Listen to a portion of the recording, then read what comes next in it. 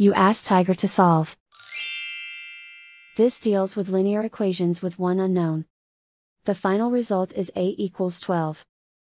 Let's solve it step by step. Group all constants on the right side of the equation. Add 12 to both sides. Simplify the arithmetic.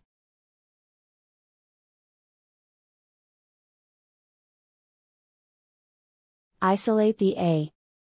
Divide both sides by 7. Simplify the fraction. Find the greatest common factor of the numerator and denominator. Factor out and cancel the greatest common factor. And so the final result is a equals 12.